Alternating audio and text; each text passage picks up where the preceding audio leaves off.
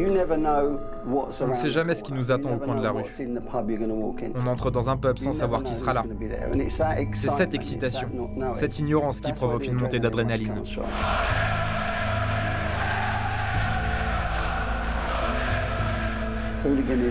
Le hooliganisme est par définition une forme extrême de soutien à une équipe de football. C'est quand on est prêt à se battre pour la réputation, l'honneur et le nom de son club de foot. La violence en fait partie et c'est presque une culture schizophrène des bandes. C'est une culture de bande à temps partiel, où on peut faire toutes ces choses et se comporter mal.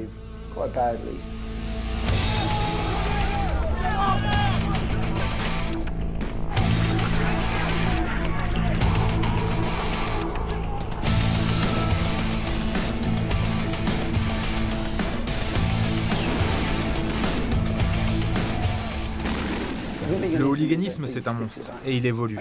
Il est en constante évolution.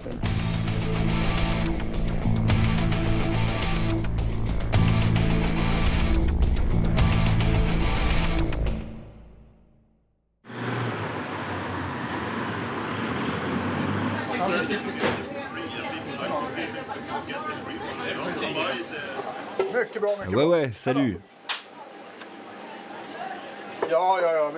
Ok, ça marche, je m'en occupe.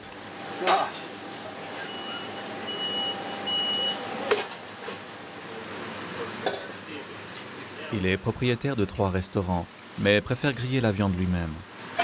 Ce ne sont pas seulement ses employés et ses clients qui l'appellent chef. Le chef, c'est le surnom du fondateur des Wise Men de Göteborg, l'une des bandes des ultras de foot les plus violentes d'Europe. À l'époque, Göteborg était une équipe sympathique.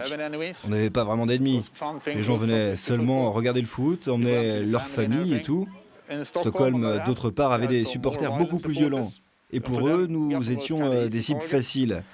Ils ont donc commencé à venir ici, à ravager les pubs et à harceler les gens. Certains d'entre nous ont eu assez et se sont dit « Ok, on va mettre fin à tout ça, on va riposter ». Au début, ça ressemblait plus à de la légitime défense. Après un certain temps, on a compris qu'on était meilleur et on a commencé à être plus offensif. On a commencé à voyager à l'étranger ou à Stockholm. Moi, j'ai été poignardé. J'ai eu 2 côtes cassées, un bras cassé. Avant, c'était plutôt old school. Ravager des pubs, se bagarrer sans aucune règle, les gars utilisaient des bâtons, des couteaux, des bouteilles, des chaises, tout ce qui nous passait sous la main. Maintenant, c'est plus violent. Mais la violence était pire à l'époque. Les gens n'avaient pas de règles. En fait, ils voulaient juste s'entretuer. En fin de compte, l'un de nos gars est mort. À présent, c'est plus comme un sport. On a des combats dans la forêt.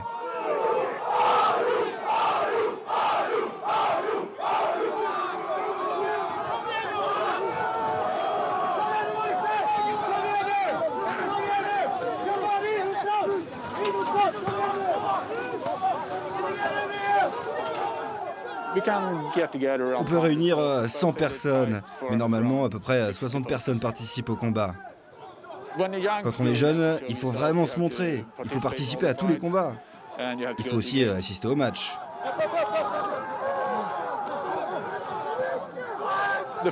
Les combats sont vraiment importants. On ne peut pas se plaindre en se disant « Ma petite copine ne veut pas me laisser y aller ». Il faut y aller.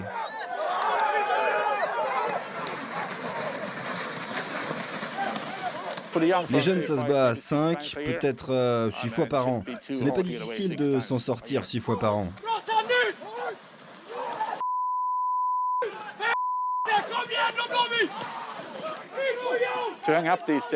Pour être en forme, il faut s'entraîner au moins 3 fois par semaine. Il faut vraiment être en forme. Parce que quand on se bat à 25 contre 25, on n'a vraiment pas envie d'être humilié.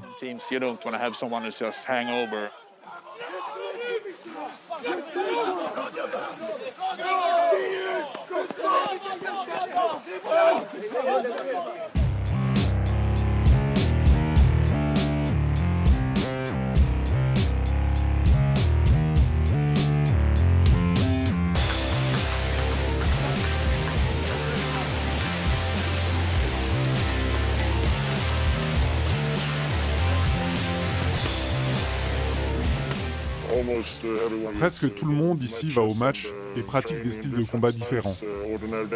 La boxe thaï, la boxe, le MMA, Et une fois par semaine, nous nous entraînons ensemble. Nous avons des contacts avec Djurgården. On va voir où ils seront lundi. On va essayer de se mettre d'accord sur le nombre de combattants pour éviter la police et tout ça.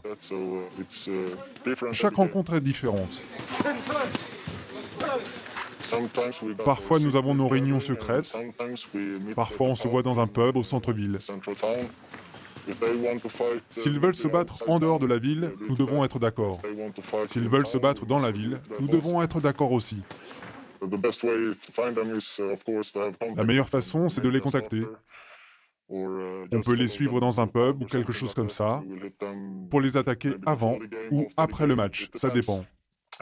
La meilleure façon, à mon avis, est de les faire sortir du pub pour avoir un combat équitable, sans objet en verre, sans témoin. Normalement, ça prend 1, 2, 3 minutes. Que faut-il faire pour gagner? Les faire tomber par terre. Ou les faire fuir. Être agressif et intelligent aussi. Il s'agit plus de tactique et de compétences, de combat individuel et tout ça. Si on reste debout, on a gagné.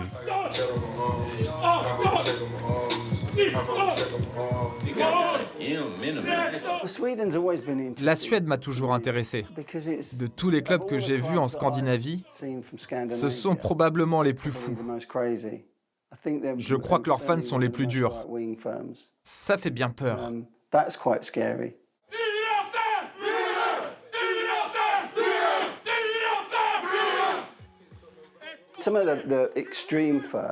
Pour certaines firmes les plus extrêmes, comme The Wise Men, Bad Blue Boys ou d'autres, les bagarres, c'est la base. C'est une confrontation avec certains clubs. Ce n'est pas à tous les matchs. Quand c'est de la rivalité locale, il y a de la violence pour savoir qui sera le plus fort.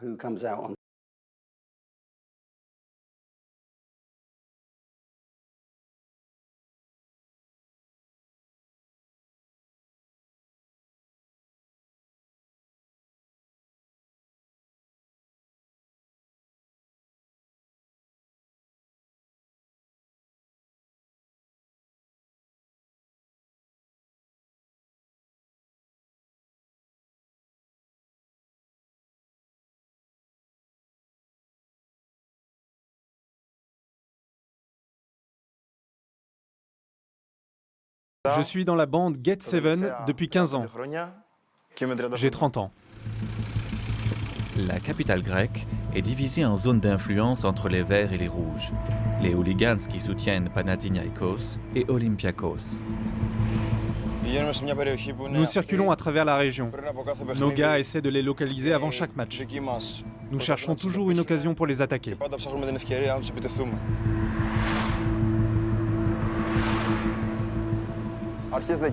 Début décembre, nous avons attaqué des hooligans du Panathinaikos.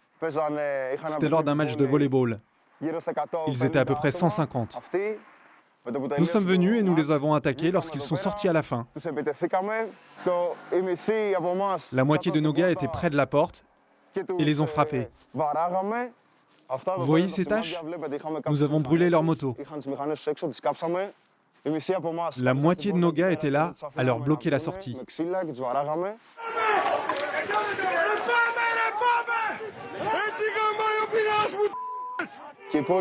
Nous les avons battus avec des matraques. Le reste d'entre nous a commencé la bagarre. Ils étaient 150 et nous à peu près 70. Peu importe le sport, nous voulons toujours nous battre avec nos rivaux. En octobre 2016, nous avons eu une bagarre avec des hooligans de l'AEK. À 70 contre 70. Des cocktails Molotov, des bombes fumigènes et des bâtons. À la grecque.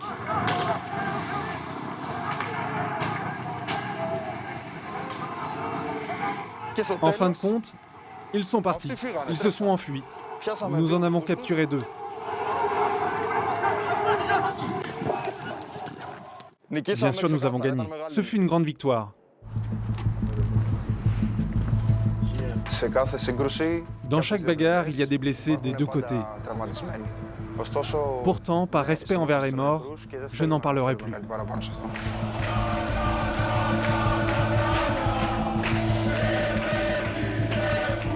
La rivalité entre les fans des deux clubs basés à Athènes, Olympiakos et Panathinaikos, est devenue une guerre d'usure qui dure depuis des décennies.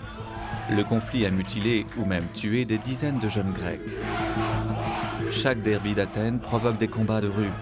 En Europe du Sud, les règles du fair play entre hooligans sont rarement observées. Ils portent des casques de moto, se battent avec des bâtons, des barres de fer et souvent aussi avec des couteaux. Les fans du Panathinaikos sont des fils de... Ils nous cherchent dans les rues et nous aussi. C'est pas dans nos habitudes de se retrouver dans la forêt. Nous sommes en conflit depuis 30 ans. Je pense que cette haine ne s'éteindra jamais.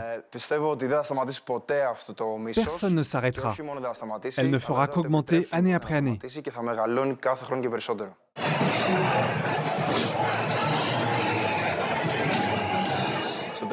La dernière bagarre avec AEK a eu lieu quand la police nous a provoqués après notre défaite. Nous les avons affrontés pendant une demi-heure.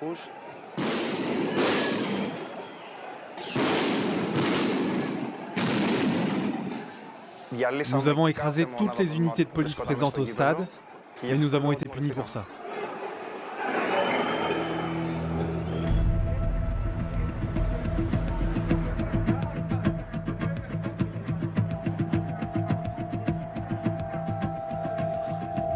Les fans de l'Olympiakos ont été bannis des 2 prochains matchs de l'équipe. Pourtant, même si aucun spectateur ne pourra assister au prochain match, cela ne veut pas dire qu'il n'y aura pas de bagarre. Les hooligans de l'Olympiakos parcourent la ville à la recherche de groupes rivaux. 2 heures avant le début, des éclaireurs informent avoir repéré une vingtaine de hooligans de Panathinaikos. Un groupe de rouges s'y rend immédiatement, en prenant tout ce qu'ils pourraient utiliser comme arme.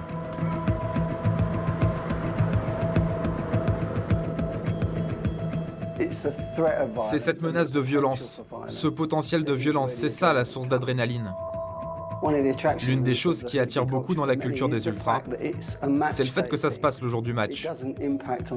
Cela ne concerne pas le reste de la semaine. Souvent donc, vous ne verrez pas les gars avec qui vous allez au foot, parce que vous habitez dans des endroits différents. Vous faites des choses différentes dans la vie.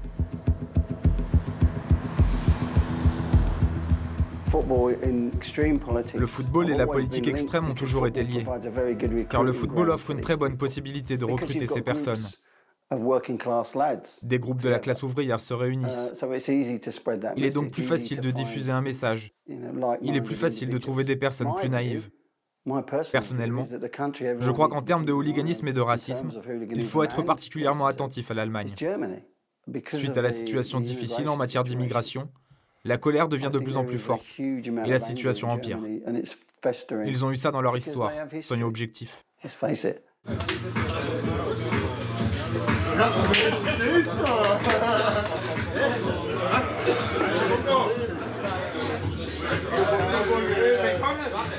Quelques heures avant le match, les hooligans et les ultras de Stuttgart se rassemblent dans un club informel où seuls les membres du groupe peuvent entrer.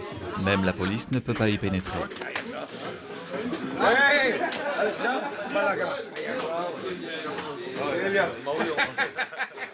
C'est le bar privé où nous nous rencontrons avant les matchs. C'est un lieu privé, il y a environ 150-200 personnes. Nous restons ici, nous prenons un verre ou deux et puis nous allons au stade ensemble. Andreas est un vétéran du mouvement des hooligans à Stuttgart. Membre distingué du groupe, il a commencé à se battre dans les années 80. C'est l'un des rares à ne pas avoir peur de montrer son visage. Avant, quand j'étais petit, on n'utilisait pas le mot hooligan. Ce terme est venu d'Angleterre plus tard.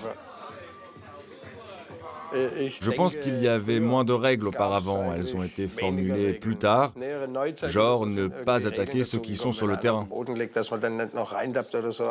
Il n'y avait pas de mot hooligan. Si les fans venaient au stade, la bagarre était garantie. Nous étions vraiment jeunes, 14 ou 15 ans, nous avons eu un match à l'extérieur à Karlsruhe.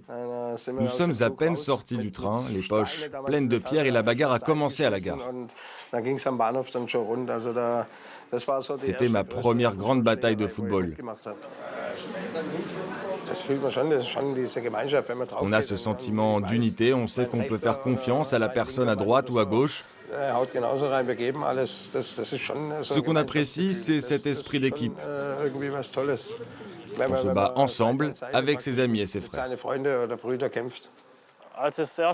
La première fois que je me suis retrouvé dans cette situation, non, je n'avais pas vraiment peur. J'étais nerveux et j'ai cessé de retenir mes coups. Et là, les choses ont suivi leur cours.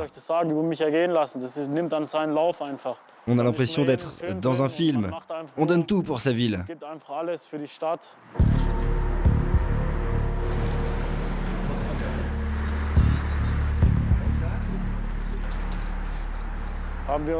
Il y a quelques années, on a volé une bannière des Desperados de Dortmund. Et ils se sont vengés par un acte lâche.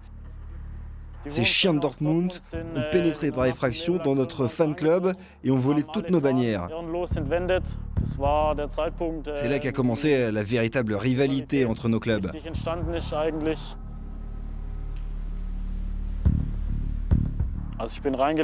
Moi, je suis venu au foot et j'ai tout de suite été attiré par les ultras, par leur feu et par leur performance. J'ai été fasciné, je voulais vraiment en savoir plus. Tous les nazes ne peuvent pas être appelés des Swabs.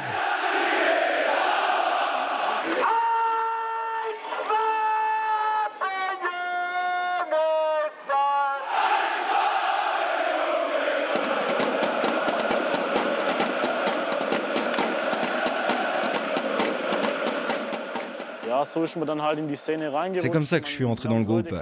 J'ai rencontré ces gens et je me suis fait pas mal d'amis. On s'y intègre, les amis deviennent des frères. Ils deviennent votre famille. Et nous avons une cause que nous défendons ensemble. Ça devient votre vie. Certaines personnes commencent comme ultras et rejoignent les hooligans plus tard parce qu'ils veulent plus d'action. Nous avons beaucoup de problèmes avec la police. Nous ne frappons pas les innocents, bien sûr. Il y a toujours eu de la violence dans la société. Chaque siècle a connu des groupes violents. Et je pense que ça fait vraiment partie de nos vies.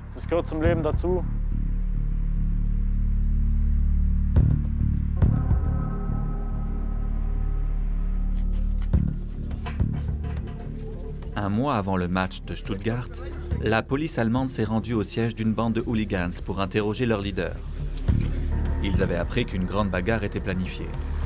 Depuis, la police du pays suit attentivement les fans et les hooligans les jours de match.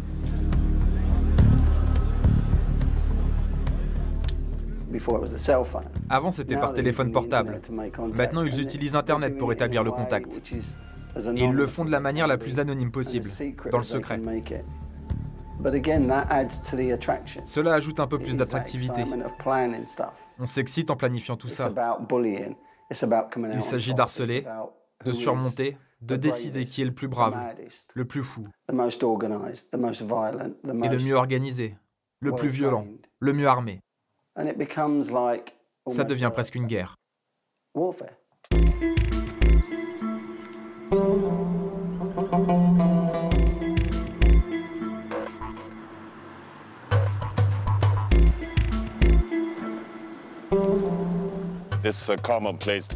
Ici, à Göteborg, faire des graffitis est une chose commune. Là, il y a le pont principal de Göteborg. Il est bien situé, on peut voir les images chaque fois qu'on passe par le pont.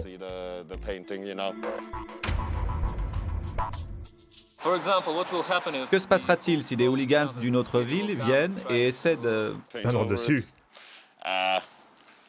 Bien sûr, ce ne sera pas bien, il y aura une réaction. Je vis la vie de hooligan 24 heures sur 24, 7 jours sur 7. Les jours de match, on fait tout ce qu'on peut. Si on a une chance de se battre, on se prépare plus que pour le match lui-même. Mais ça dépend aussi du match et du type de bagarre. J'espère que nous allons nous battre. Djurgården, c'est un rival très important.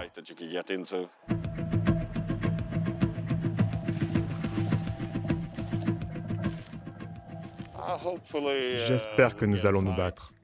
Dewgarden est un rival très important et nous cherchons toujours une chance de les remettre à leur place.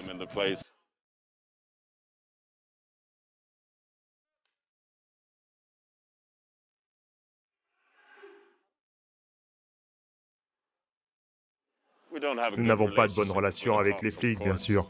Ils essaient de nous bloquer, mettre fin à nos bagarres. Tous les flics sont des...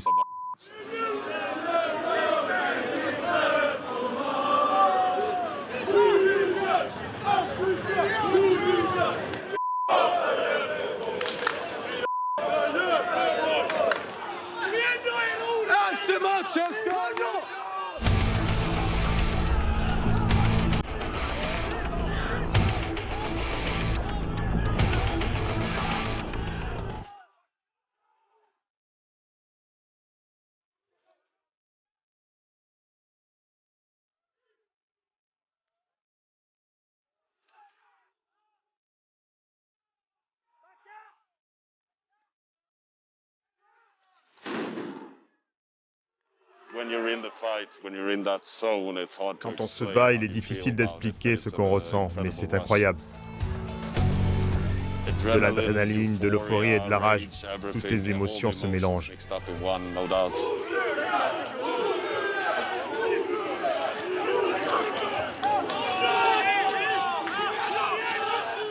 La police bloque toujours tout. On a beaucoup de problèmes en Suède, mais les hooligans sont vraiment la cible numéro 1.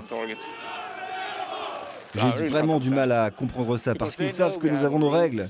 Bien sûr, nous nous défonçons dans les champs, mais encore une fois, on n'en fait pas trop. Quand on est par terre, on est par terre. Personne ne marche ni ne saute sur les gens. Et ils le savent aussi. Du coup, c'est vraiment ça que je comprends pas. Si nous avions tué l'un d'eux, tout cela aurait pris une autre tournure.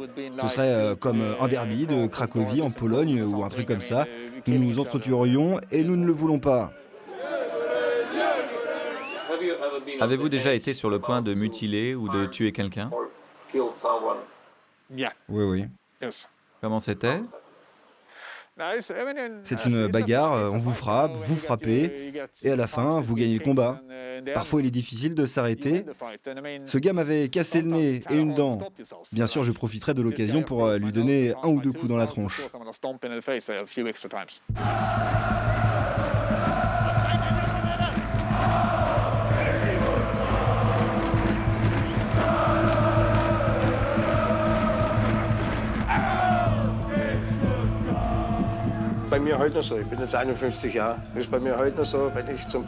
Même si j'ai 51 ans, si mon équipe joue à l'extérieur, j'aime toujours voyager dans le train spécial avec 500 à 600 autres fans pour aller me battre. Parce qu'on représente notre ville. Peu importe si votre équipe gagne ou perd, il s'agit de tout donner.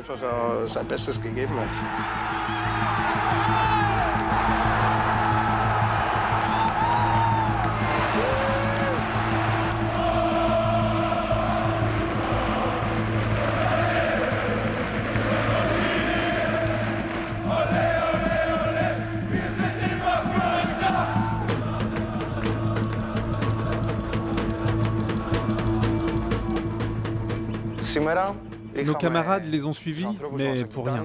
Il n'y a rien à dire. La prochaine fois, peut-être.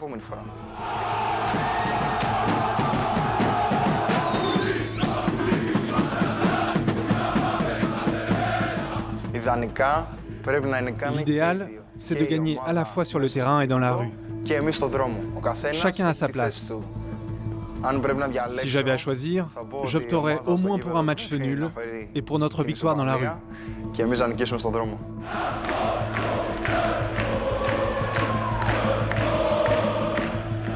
Je préfère gagner un combat contre un très bon adversaire que de gagner un match de foot. Bien sûr, je veux que l'équipe gagne, mais la famille, mon job, le travail, l'équipe passe après. Mes enfants n'en savent rien. S'ils doivent choisir d'être prédateurs ou proie, je veux qu'ils soient prédateurs.